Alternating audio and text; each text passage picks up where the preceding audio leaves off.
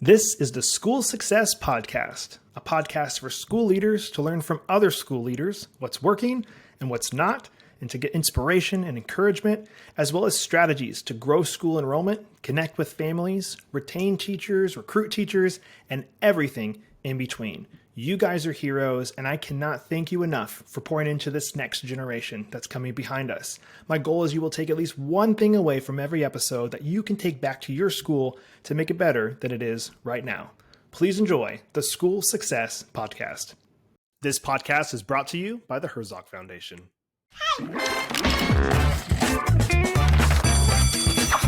for school.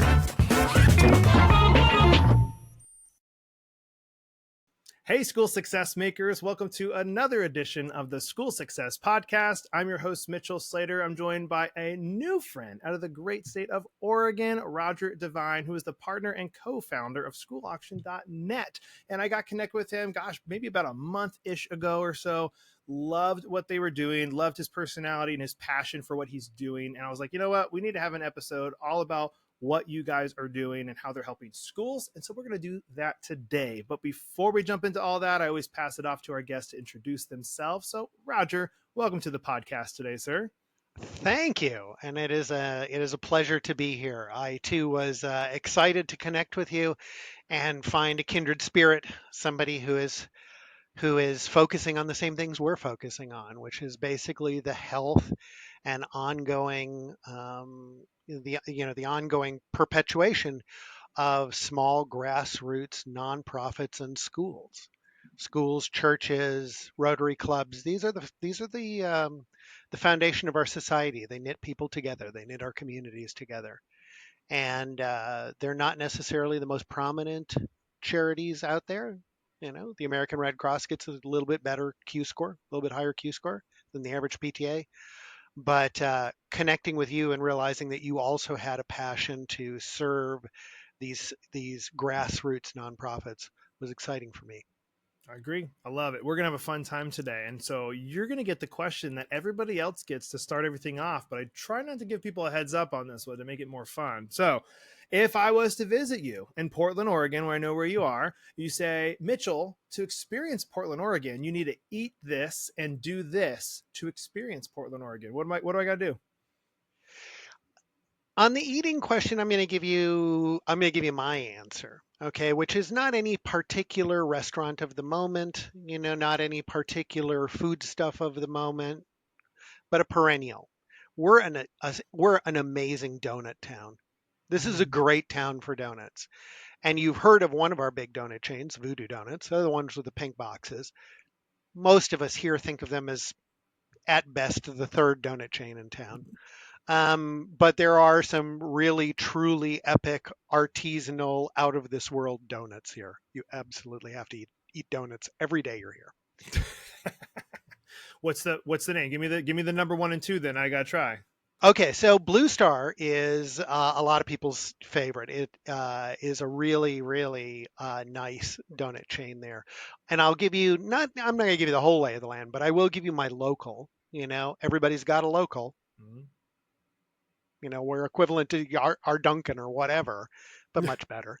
And my local is a place called Sesame Donuts, run by a bunch of Lebanese folks who make really, really astonishing donuts overall. Yeah. Okay. Man, I've had Voodoo before, and I will say they're good, but they're definitely not the best I've ever had. So this excites me to try these other two. Then if I ever go to Oregon, and get a chance to try them. I also really like Heavenly Donuts and Friendly Donuts a lot. So props to them as well. You do have a lot of donuts in Portland, Oregon. And it's a big foodie city to begin with. So it's a big foodie city to begin with. But, I think that when you go home from a visit from Portland, somebody's going to ask you about Voodoo Donuts. And you want to have a story to tell. All right, I got one. So I'm going to eat donuts. What's something else I'm going to do? Is there something like touristy, like, oh, you got to make sure you do this when you're in Portland? Yeah, but it's get out of Portland. The thing about, Portland's an amazing city to be in here, but the reason that we love living here, many of us, and the reason that people love visiting here is because everything that surrounds Portland is outstandingly beautiful. And if you want to go up into the mountains and go see Multnomah Falls and you want to, experience that part of things, great, go east for an hour and you'll be there. If you want to go to some of the most beautiful beaches, the most, gorgeous coastal landscape on the West Coast, you just go west for an hour and you wind up in, Cannon Beach or someplace like that. So these are the things that, I would say Portland's a spectacular hub and there's a lot of great things to do once you're in the city, but get out of Portland too. Got it. Get Love down to the Willamette Valley and taste some wine. I mean, that's an hour south. I mean, really, we're so close to so many different amazing, amazing things that are, just make it a great place for a staycation for those of us who live here. Okay. All right. Well, I'll add it to the list. I visit my brother, like I told you, he lives in Cannon Beach, so I visited him a couple times. So but I've actually never been to Portland. Funny enough, I literally have I think I've landed in Portland, but it was a hop. So I gotta eventually make it. I gotta go try some donuts and get some good food over there in Portland. Give me a call when you're in here. We'll go get some IPAs and we'll and some donuts. Probably not the same trip, I was but gonna say that's gonna be, I was like, yeah. maybe that's a Portland thing. I don't know. Nah, not really. And we'll have some fun. It'll be great. Perfect. Perfect. Well, hey, give me before we jump into the school auction, give me a little bit back your backstory. Like, how did you get into this? I know you're one of the co-founders. How did this fall into your lap? So I am a child of the ages that I lived in. When I started my career, I started out in book publishing, which is kind of why you see everything behind me. Made the turn into technology fairly early. Uh, after or before the introduction of Netscape Navigator, which is kind of the beginning of the commercial internet as we know it. And took the turn into that world and rode the dot-com bubble and crash and all of that kind of stuff. Wind up after 15 years living and working in New York City, wind up deciding to find a more recreationally oriented place to raise my young son, and we moved out here to Portland. And I worked for a dot-com until I got laid off, and then it was in the middle of a recession. I was like, oh, here we are. So I did what everybody does. You print business cards that say consultant on them and you start handing them out like candy, right?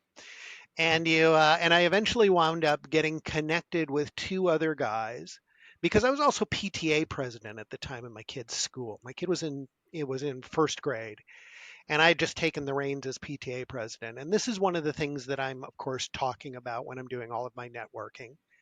And I got put in touch with a couple of guys that have just run the PTA fundraiser at their kids' school, and in order to do it, had built a piece of software from scratch. And I thought, oh, okay, I'm a software guy. I'm interested in software stories here. And these guys who had built this were like, wait, you have a background in selling software? I was like, yeah. They're like, let's start a company. Like, okay, sure. What else have I got going on, right? We started it kind of from scratch. We bootstrapped the company. We've never taken a dime in outside capital, and we started out with the market that we knew the best. I was PTA president. These guys had built something for a school. I started doing the research. Schools, churches, grassroots nonprofits. The kinds of things that live in one city. Um, local humane societies, it turns out that they are responsible for about 80%, 70 to 80% of a particular type of fundraising activity in this country, which is a fundraising auction gala. Where you go and you put on relatively nice clothes and you eat relatively decent food and you bid on items, and all of that is in service of raising money for your church or your PTA or whatever. And this is the kind of fundraiser we had been doing at our schools. This was the kind of thing that the guys had built the software to support. And so we took it out and we started selling to schools and to PTAs and to churches. And there's competition in our space. There's other people that do auction software out there. They tend to fight it out for the groups at the top of the ladder. They want the American Red Cross, the American Cancer Society, leukemia and lymphoma, and all that. And they spend a lot of time and a lot of dollars fighting it out over those big customers. I'm okay to let them have them. I'd much rather work with a PTA, a PTA that I can maybe they've never held a fundraising event before, and they just need to know, well, what is this thing, and how do I do this, and what do I need to know, and how do I pull it off? And we help with those. Or maybe they've had an event going on for a few years and it's raising, say, $8,000, but they need it to raise $25,000. We can come in, we can say, here's what we know from working with other PTAs over 20 plus years. Like, let's do this, let's tweak this, let's come in. And then here's the platform you're going to execute all of that on. So what I sell at the end of the day is software. The reason people buy my software is because we've got rich information on how to run a great fundraising event. And How's that? that was perfect. And I obviously have lots of questions for you about this because I Please. have been to auctions before, and that you hop on these you look at the the items for sale and you bid it, and everybody's competing against it. You can do it from your phone, you can do it from a notepad, and all these the tech side of it. Is yours handle the schoolauction.net handle all that different capabilities of auctions? All of that. Think about a fundraising event as a department store that's only going to be around for 6 hours, right? It's people are going to come to this to spend money. They're going to be there for about between 4 and 6 hours, and you're going to have multiple ways for them to do it. That's kind of like the little boutiques in a department store. We're the IT infrastructure under all of it. So you need to know things about your guests. You need to sell them tickets. You need to collect information on what they want to eat, et cetera, et cetera. So guest management is a whole factor in the software. You are executing these fundraising activities: silent auction, live auction, raffle, paddle raise, sign up parties. There's a bunch of different ways in which you can entice wallets to open up and shed money. And we're going to give you the tools you need to implement those activities. So if you are going to do a traditional paper-based silent auction, which some organizations still do, and they still work out just fine, we'll print all the bid sheets for you. We'll just do all of that stuff that's really tedious, that humans don't like doing, but computers do without complaining. And then we will handle the flow of everything on event night, from contacting the guests before they ever leave the house, getting them to update all of their information, checking them in at the event, making sure we've got a solid payment method on file for them so that the organization knows that whatever this person does, they're going to get the funds they were expecting to realize from it. Move the guest through the event, move them through checkout and payment, then do all of the reporting, all of the payment processing, wrap it up in a bow so you can say, here's how we did this year. We had this many people attend. They bid and bought X number of items. We made this much money on it. Here we go. Man, so with a school, obviously, I don't know the auction world, so I don't know, like, if I would be the one. If I needed to do an auction for, let's say I headed up a school and I needed to do one, I would be lost. I'd be like, oh, cool, I found a software. Now what? Like, okay, I found this thing. So you're saying you guys, I could pay for your software, which you can tell how much it is here in a second. Like, oh, I'm going to pay for the software, but then on top of that, do I get one-on-one calls with your team to help set it up, or is there an extra cost to those things? Like, what does it look for the support side of it? Well, our free support, we try to provide a lot of free support at a very, very high level. I actually don't, I feel like I have paid extra support, but I feel like if people are paying for that too often, we're really kind of failing to provide the support we should be providing. So we do have a lot of training materials. We do have a support staff who are awesome. No, you don't get to call them whenever you want to, but you can always send them questions, and they're always willing to talk strategy as well as implementation. All of our customers wind up talking to me. Most of them wind up saving my phone number. I talk to people all the time. And and I am one of the strange people in the world. There's probably about 1,000 people in the world who think about fundraising auctions as often as I do. Now, I may not be the smartest person thinking about them, but I think about them constantly. So yeah, you can, if you toss me an interesting enough question, of course I'm going to talk for half an hour. We're going to go over all your possibilities, all of that. But at the end of the day, what we sell is software. The responsibility for using the software is on the organization. But the reason that you would choose our company rather than one of the other software vendors is that, oh my goodness, we know how to run a successful fundraising auction and we're willing to share. Hey, school success makers, Mitchell here. I just want to take a really quick break from the show to give a big, huge shout out to the Herzog Foundation. I absolutely love the Herzog Foundation. I've been friends and partners with them for a couple years now, but we're bringing it to a whole new level. And I'm excited to share that our very own School Success podcast is now featured on the Herzog Foundation Podcast Network. The Herzog Foundation is a powerhouse of resources designed to support schools like yours, from free training events through the Herzog Foundation Institute to their incredible online news publication, The Lion, and of course, our new podcast, Home. They have everything you need to stay informed and inspired. And if you're dreaming of starting your own Christian school or co-op, don't miss their online course, Schoolbox. It's a fantastic resource to help you get started on the right foot. At School Success, we're proud to partner with the Herzog Foundation to bring you these valuable tools and insights. So visit herzogfoundation.com to explore all they have to offer. Trust me, you won't want to miss out on these amazing opportunities for growth and success. And I love all the people over there, and I know you guys will too. So please go check them out, and you won't be disappointed. Now, back to the show. What do you feel like is the biggest miss that a school or organization does? So obviously, we're talking school success podcast. You also talk schools. When school goes, oh man, I heard you could just do these auctions and you can make a lot of money, and they get really excited and they go do it, and it flops because they probably did do these three things. Like, what are some of the things you see? Like, man, these are the common mistakes that people make their first go around because they don't know. Okay. I think, yeah, and we'll focus on three of these. The first one would be to say you're not going to make a gargantuan amount of money your first year. You're probably going to take at least 2 years, maybe 3, to establish the culture and the tradition of doing this type of fundraising event for your community. So the first year, don't bite off more than you can chew. Bite off something that everybody can understand. The usual starting point is a simple silent auction.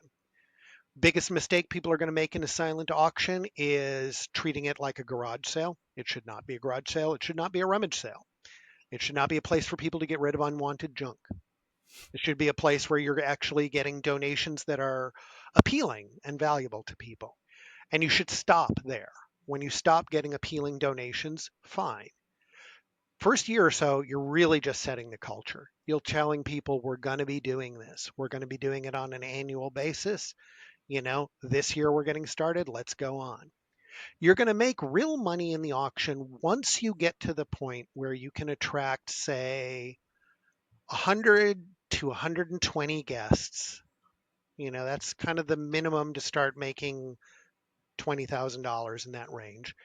And you can afford to hire an auctioneer and thus conduct a live auction. Now, live auctions are tricky, and this is another thing a skill that teams have to develop is the ability to go out and get items, donated items, that will be appealing for a live auction. That's not something that everybody knows how to do. We've got tips and tricks. But after you've got a live auction, then you can hold a paddle raise or a special appeal. And this is the part of the event where you make money. It's usually about 6 minutes long. It happens in the context of a live auction, so it's surrounded by a live auction. Do a few items, pause, do your paddle raise, do a few more items.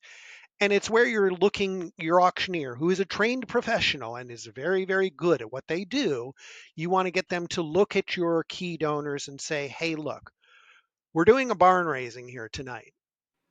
We've got needs. The money to meet those needs is going to come out of this room. I'm asking for donations now. I'm going to call out a number. If you can make a donation in that amount tonight for this cause, please keep your paddle up until I call out your number. This is high-end fundraising as spectator sport. This is sort of like philanthropy as a show-off exercise. Like I literally want to stand up and show everybody in the room that I'm making a donation. It's an ego exercise. It's amazingly effective. That's when you're making the money there. But I would say give yourself the grace, the organization, give them the grace to adopt a program where they're going to build their auction over time. Have a plan. The plan to getting to $50,000 in a fundraising auction might take you 4 years to execute. Along the way, you're going to hold smaller fundraisers as you're growing them. Along the way, you're going to be implementing more and more tools there. And along the way, everybody in my little segment of the industry is extraordinarily creative. Work with a bunch of creative auctioneers, etc., event planners. People are trying stuff out. Let's keep listening, seeing what's on the ground there, and trying to figure out ways to continually update our fundraising events to match the evolving needs of the people who are attending. What are some of the best auction items? Obviously, I know there's some crazy ones out there. I know we've went to one here in South Florida that every year they get donated a ride in the Goodyear blimp. They know somebody there, and that's like one of the auction items where it's like you can't buy that, and it's really like a thing like you can only get that at the auction because they don't just give that away. It's like, oh, that's a good one, and always goes for high dollar. What are some ones though you would say like, hey, if the school's thinking about doing a fundraiser or an auction, like, hey, try and seek out these type of items because they typically are the most sought after or they get the highest dollar. And then what are some of the ones like, don't put that in there, like don't get a $50 gift card and add it to the auction or something like that? What are some of those good and bad items? You are going to have within any given supporter base people who have particular connections. You should start understanding those fairly early on so that if there is somebody who works for Goodyear down in the blimp garage and knows how to arrange for a donation of a blimp ride, you can get it. Those things are great. There's a lot of generic advice out there on what great auction items are. I will say that every year the auctioneer Sherry Truhlar, Truhlar, her company's called Red Apple Auctions, she puts out a guide. She puts out a guide as to what sold best the year before. Go take advantage of some of that information. But the answer that I want to give, my answer to your question, is the best auction items for your live auction are the ones that your most passionate supporters want to buy. The ones that are going to be the most effective for your community are the ones that you're going to sell to people within that community. So you should try to understand, what does that community want? And one of the best ways any school or church or community grassroots nonprofits can do this is take a look at the people who are active in your community, who are known for being passionate about what you do and have some money. Let's call these people your white whales, right? And I want to suggest that you should convene a wine and cheese party with your white whales 10 to 12 months prior to your fundraiser. And the theme should be this. The key question should be, once you've got everybody kind of in place and they've had a couple of drinks and they've chatted for a while, you're going to say to them, we're going to be planning this live auction this year. I'm in charge of it, so I got to go out and get things. And frankly, folks, I don't have any ideas. So I know that you all attend auctions. I know that you all are the type of people who get asked to donate to auctions. What have you seen or heard that is really exciting? What do you think is happening out there that's a great trend you're seeing, Mr. Donor? Now, what you're really asking, without asking the question, is, what do you want to buy, dude? And if you've got a board member or a key donor who says, oh my gosh, we went to an auction a month ago and there was a trip to Bali and the live auction, and my wife went crazy. And finally, we had to stop the bidding. We had to bow to the bidding. It went crazy, went way above our heads. But I know that was a really good thing at that auction. Well, now you know what you need to go get. You need to go get a trip to Bali. This dude's wife really wants to go to Bali. Go get that, you know? So I don't think a clickbaity kind of list of the 5 best things you could put into your live auction is going to do anybody any good. You can't get those. The really great ones are really always serendipitous. They're just kind of one-offs. It's like, oh, I happen to be sleeping with the mayor's aide. I can arrange dinner with the mayor, I don't know. These things happen, right? So those are always serendipitous. but you should do your market research. Okay. Talk to the people who have the fat wallets that you need to empty out. Ask them what's going to do the trick. Is there a, and I know this will vary based on organization, Sure. size, and all this, but like what you mentioned, like, hey, your first one, you're not going to make a ton. Like, what should like a, what is a good number? And again, I know it depends on school size and all that stuff. Like, oh, first year Yeah. you made $5,000. That's awesome, great. Or is it no? That's awful. I would say that it's fairly common for groups to be able to run a $5,000 silent auction out the door. Not everybody does, but it is a benchmark that I'm looking for when I talk to people. It's like, have you done a fundraising event before? Yes, we have. Well, about how much have you raised? And if they tell me that they're there, the answer is good job. I know that you've probably tried to do this without help of any sort. You've probably tried to do this as an episode of The Little Rascals. It's like, Darcy, go get some items, and Spanky, go sell some tickets. And you did it all with notebooks and Microsoft Excel, and God bless you, fantastic. You raised $5,000. It's that would be an accomplishment. Um, Going beyond that, you want to incorporate some more advanced ideas. Maybe it's not just a silent auction. Maybe you add a raffle. Maybe you start focusing on the guest experience. In your first year or two, if you're doing it all on your own, basically the guests are around for kind of a bumpy ride.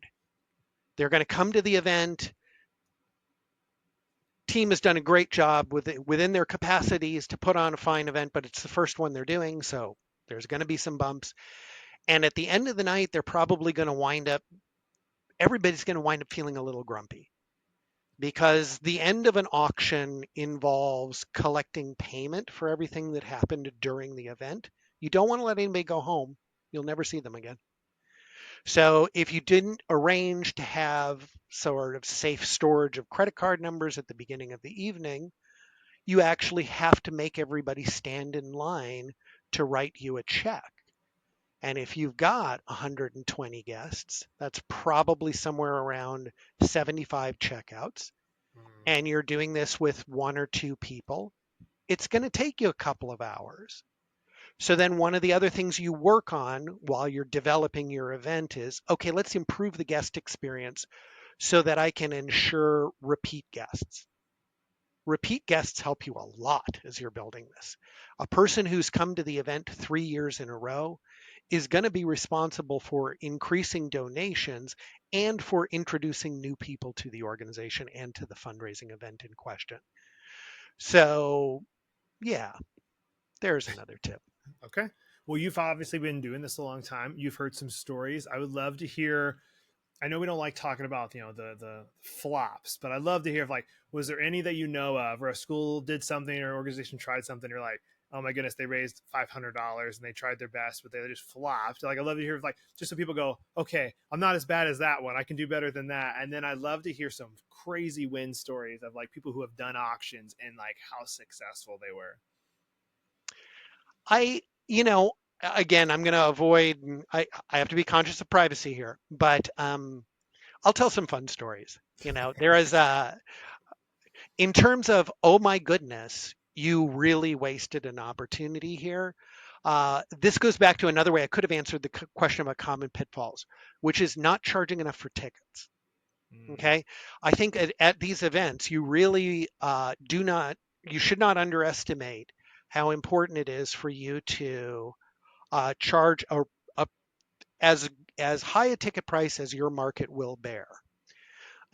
This tends to, when I see an organization that's charged like a $10 ticket for people to come, and they have an average paddle raise donation of $500 or more, I'm telling them, you have guests in here who had the capacity to lead, and you probably undercharged. Not offering table tickets is another common thing, but really, okay. I work a lot of fundraising auctions as a volunteer. You can't hire me to come work your auction, but if the organization is within driving distance and I'm available, I might come help with the check-in. Um, I worked an event recently for an organization that I dearly, dearly adore. They're restarting their fundraising event after about 5 years. They stopped during the pandemic and never got restarted. This year they had a fantastic venue. They had good auction items. They raised a decent amount of money. However, they had a big flaw at their event that really undercut how much they could have raised, which is that probably 50% of the people who attended the event did not understand that it was a fundraiser and that they would be asked for money during the Oh course of the no. event. They did understand, many of them understood that it was a fundraiser, but they thought that the fundraiser was like sell tickets to this event and now I can come and eat. And my boss bought my ticket, so what else why do you want a credit card from me? What I'm supposed to spend money here? This is a problem. And this is one of these things I'm concentrating on with a lot of our customers this year, which is make sure your guests know that they are being invited to a fundraiser. Now, if you're worried about equity, which many, many schools are, and I get this all the time, like we can't charge a high ticket price and blah blah blah blah blah because we have poor people that in our school or people that whatever. And it drives me crazy because there's ways to be inclusive. There's ways to include everybody there. There's variable cost ticket pricing. There's sponsor tickets. There's volunteer tickets. There's all sorts of things you can do to get max participation across your donor database or your supporter base into the event. And then once you get them there, there's a way to ensure some participation from everybody. Even if there's going to be a guy who's going to come to your event with 20 bucks in his pocket and that's all he can do, that's literally that's what he can do. But he's there, he's got a kid in school, he's got a kid at in the school you work for, maybe he's a single dad, right? And he wants to be a good single dad and he wants to be contribute to his community. You got to have a way for him to spend 20 bucks when he gets there.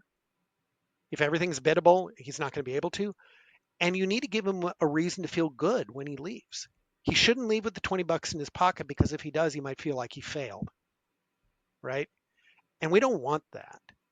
So across the entire base of people who are going to be attending your event, make sure that they all know that it is a fundraiser, that we've got activities for everybody, but that you will be expected to participate in some of those activities. Because otherwise, why would we go to the trouble of throwing this event? Excellent advice. Yeah. That's good. So, all right, so there's a flop. What are some wins? What are some cool ones you're like, oh man, this organization raised $1 million or something crazy that they did that was awesome? Oh, I can go something crazy they did that was awesome. I'm gonna go with Yep. something crazy. This is one of my most favorite stories from 20 years of watching auctions. One that I went to featured I've been talking about activities you can do at an auction. And I've been a little vague on that. I've mentioned a few of them. The big ones are you could hold a silent auction where you have some items out and people bid asynchronously for an hour or so. You could do a live auction where you have an auctioneer selling things in real time. You could do a raffle. You sell raffle tickets, you have a prize, you pull a number. Um, and then there are some games that you can play. There are some games that are very common, like heads and tails. But the one that I want to talk about, that one of our customers did that I thought was awesome, was called Chicken Bingo, where they got out a big old sheet of plywood. It was probably like 4 feet by 4 feet, and divided it into squares and numbered it up like a bingo card. I think there was something like 16 squares or something. It was 4 by 4. They laid this on the floor at their venue. They had to have a venue that had a little bit of floor space, right? And in order to do this, and they had to have permission from the venue. They laid out this big piece of plywood and they put some chicken wire around it, chicken wire fence around it. And they had people come up and they had people buy spots on the board. I want spot number 12. Okay, that'll be $100. You can buy as many as you want, but it's a nice high prize. And how did we decide who was the winner?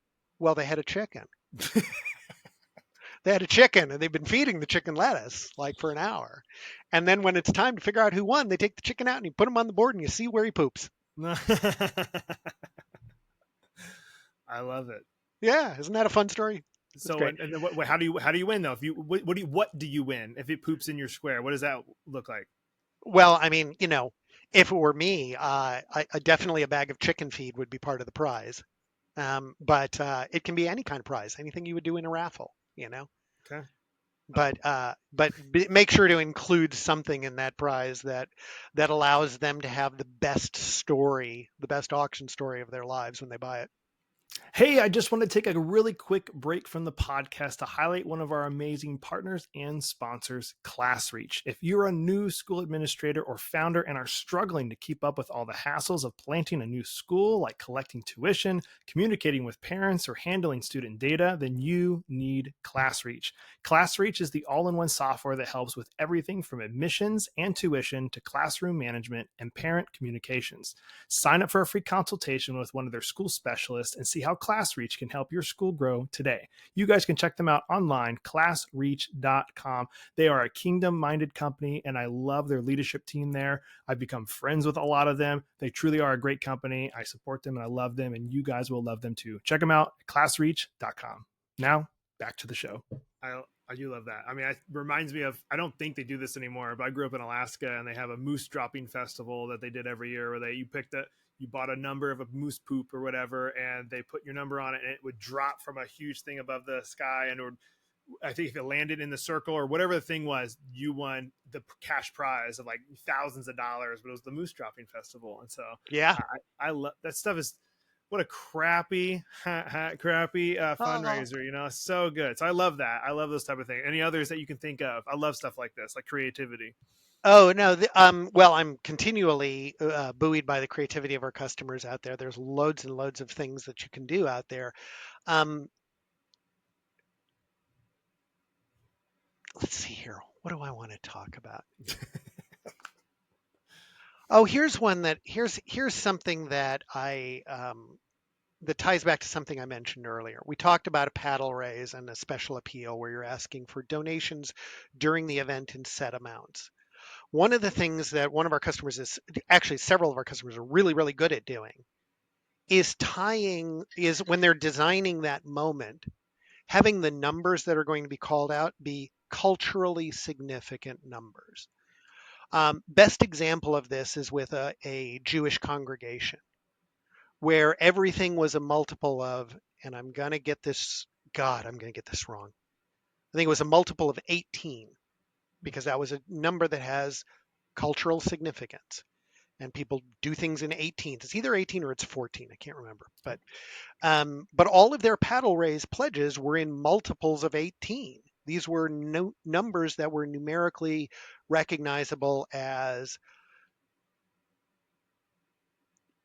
they tie the donation into the culture of the event and of the community in a way that is significant to the guest. Hmm. So creativity around your paddle raise and the numbers you're going to call out there would definitely be another thing that I've seen that I had never ever experienced before getting into this business. That's a good idea too.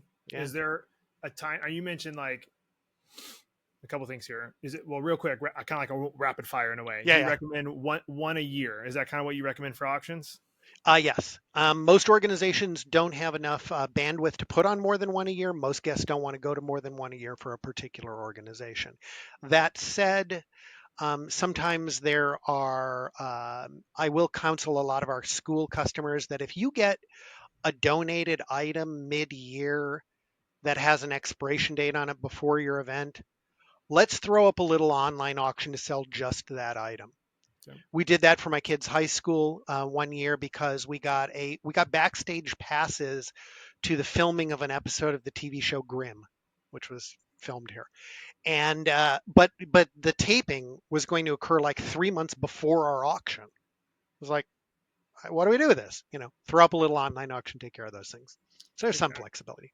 Is there a minimum time that you would recommend for planning an auction? So if somebody's listening going, oh man, I'm going to do this. I'm going to use schoolauction.net. I'm going to do this, but they want to run one in 3 months, 4 months, 5. Like, what would you say? Like, hey, No your problem. minimum is like, think about this, and then you're good.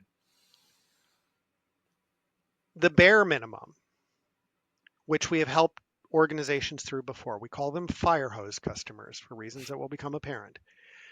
Uh, the bare minimum is about 4 days, actually 4 business days, Whoa. because there is one thing that you can't just try harder your way through. You know, an army of monkeys can put on a fundraising auction as long as it's a big enough army of monkeys. But the one thing that takes time that you can't compress is applying for credit card processing privileges, which you need to do because you need to accept credit cards as payment at your event because you want people to spend above their checkbook. As if anybody carries checkbooks anymore. I'm dating myself. But that's the one thing there. What we recommend is, in order to make things easy for you, 6-7 months. Okay. That's when you're going to be happy. If you come to me with 3 weeks to go, I'm like, okay, you can do that. Absolutely. You got 3 weeks. Prepare for some long nights. But here, yeah, we're going to give you all the tools. We're going to give you the setup. We're going to guide you through this. You can have a functioning auction within 3 weeks if you just try hard, and you Wow. got a lot of people helping you. Okay. But generally, for an auction team that's the size of most, which is to say somewhere between 4 and 8 people, give yourself 6 or 7 months to get ready. It's a good time frame. Yeah. I know we've already mentioned your website multiple times, but for people listening, if they wanted to get in touch with you and the team and use you guys, what's the best way they can start doing an auction with you guys? www.schoolauction.net. Auction is singular, and it's a .net, not a .com, although the .com works too. We eventually got it. We eventually bought it 7 years after that we had the .net. I was wondering. Yeah, well, it was somebody was squatting on it for a while. Anyway, the my email address is Roger, ROGER, at schoolauction.net, and happy to talk with anybody. Really, and especially if you're somebody out there who's feeling a little lost, please reach out. Love We it. can help. Love that hands-on support. Well, I got one final question, Roger, before we hop off. Everybody gets the same question. I know this Oh, podcast another out of the blue. Okay, here we out of go. the blue, but everybody gets it, and you're gonna crush it. It's all been this whole podcast has been good advice, but I always ask one final time, hey, give one final piece of advice for the school leaders that are listening. What would that one final piece of advice be? The piece of advice I would give everybody is when you are capable of doing so in your fundraising journey, go ahead and spend the money for a benefit auction specialist. This is your auctioneer.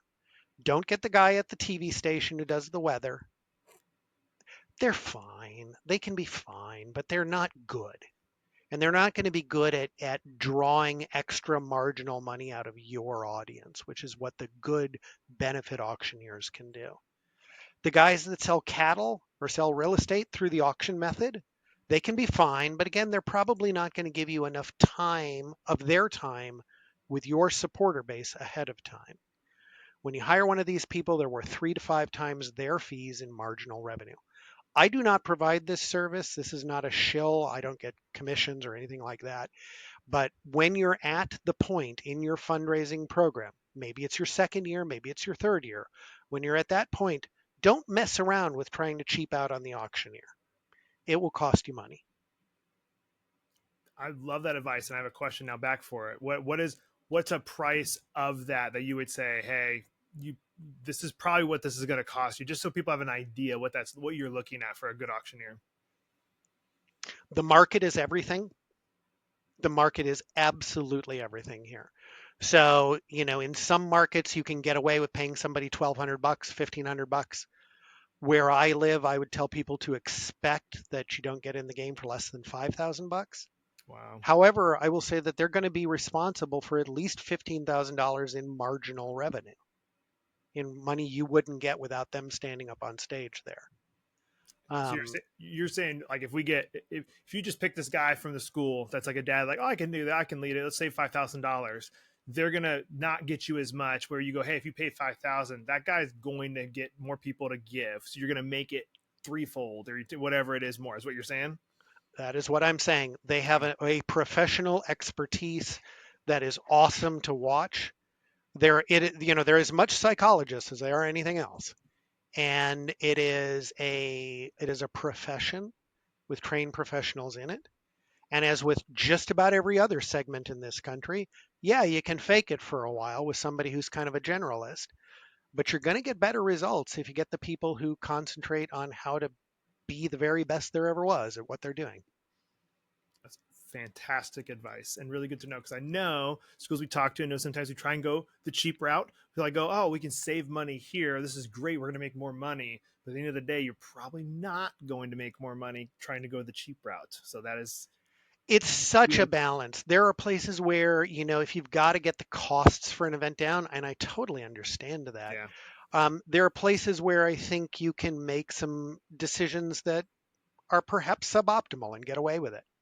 If you're going to serve dinner, maybe instead of doing a plated dinner, you do a buffet. Or if you've been doing a buffet, maybe you just fall back to heavy nibbles. And that can be a way that you can save some money in the event. But I would not cheap out on the things that are directly tied to the revenue raised. The person standing on stage is asking the fat wallets in the room to open up and start dropping bills.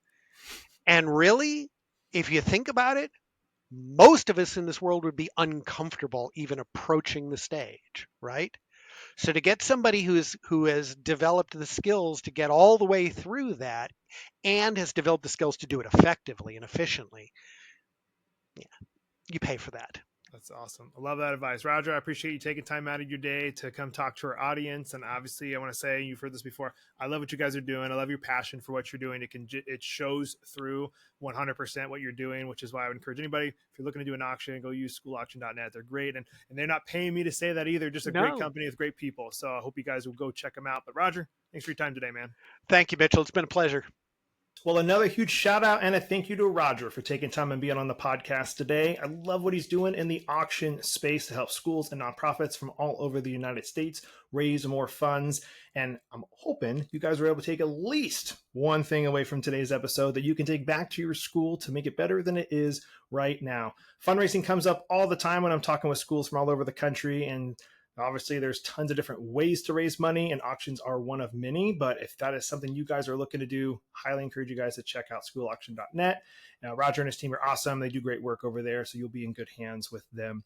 But before you guys go for today, if you are not yet aware, I do want to make sure you are aware of our 3 free resources available here at School Success.